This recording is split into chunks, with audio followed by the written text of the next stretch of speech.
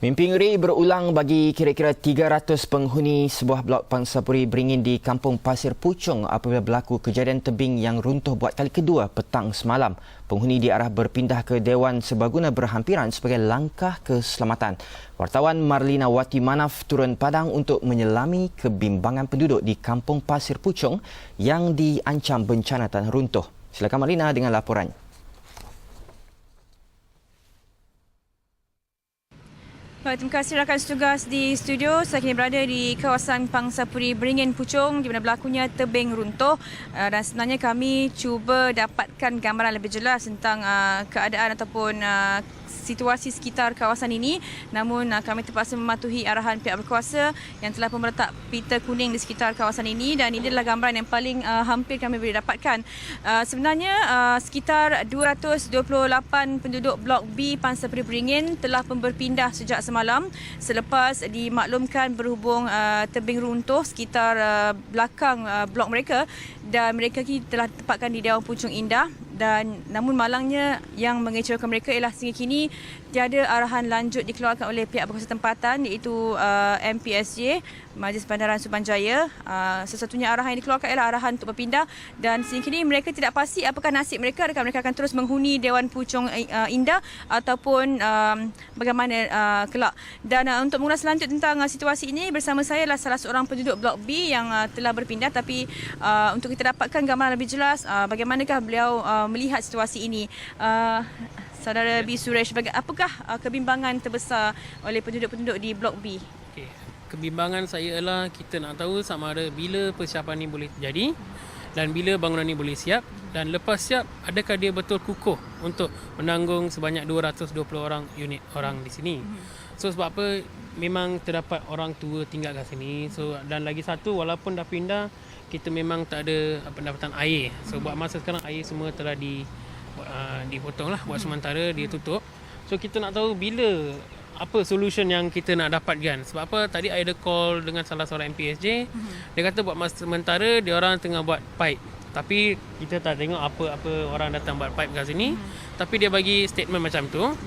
Dan lagi satu, kita nak tahu sama ada dia apakah solution betul yang dia orang nak beri kepada kita. Sama ada kita memang nak ditempatkan di Dewan Puchong Indah, adakah atau dia akan bagi apa-apa unit rumah ke rumah kosong ke untuk kita tinggal buat sementara, dan kita nak dia bayar untuk buat sebulan, berapa bulan kita tinggal sana dia bayar.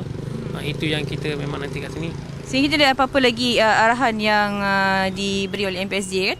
Tak ada lagi. Sebab apa, dia orang suruh kita tunggu dekat Puchong Indah, Dewan Puchong Indah.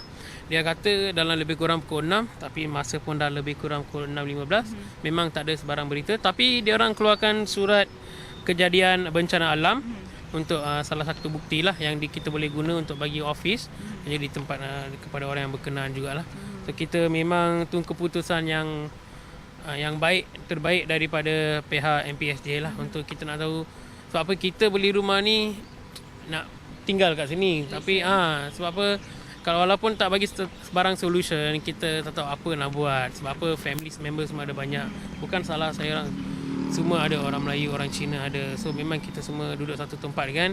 Kita nak dapat tahu apakah berita yang terbaik mereka boleh diberi lah. Okay, baik. Terima kasih B. Suresh. Dan kita ada seorang lagi penduduk dari Blok B, Muhammad Had. Bagaimana abang, sekarang ini setahu ini kali kedua berlaku dan sebelum ini tak diarahkan berpindah, dan selepas hari semalam diarahkan berpindah, jadi bagaimana abang mengambil? Apabila kami diarahkan untuk berpindah lebih kurang pukul 8 malam tadi, kami dibenarkan masuk untuk mengambil pakaian untuk bertugas untuk hari ini. Walau bagaimanapun dalam keadaan sekarang saya tak dapat untuk pergi ke tempat kerja pada hari ini memandangkan keadaan yang sebegini tak selesa untuk kami sekeluarga. Kemudian kebetulan pula sekarang ni cuti sekolah.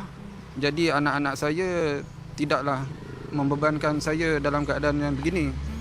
Walau bagaimana pada saya, suami isteri bekerja, ada satu masalah lah terhadap perkara ini. Di mana, ya. Kalau ikutkan selepas jadinya mendapan tanah ini, ada tak Cik buat pemeriksaan di unit rumah tu, ada berlaku apa-apa crack ataupun sebagainya?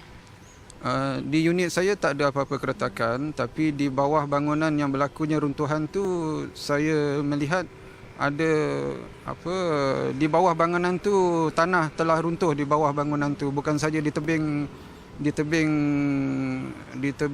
bukit tu yang runtuh, tapi di bawah bangunan tu juga telah runtuh sama. Okay, baik, terima kasih penduduk Blok B. Dan sebenarnya apa yang dimahukan oleh penduduk ini ialah satu kepastian bagaimana mereka akan meneruskan kerja-kerja atau rutin harian mereka, kerana sudah pasti insiden sebegini akan menjejaskan perjalanan normal rutin, maksudnya seperti ke kerja, ke sekolah dan sebagainya. Dan dengan itu, sekian saja laporan saya dari Pangsapuri Beringin di Puchong kerana insiden tanah runtuh. Kembali pada rakan tugas studio. Baiklah, terima kasih Malina.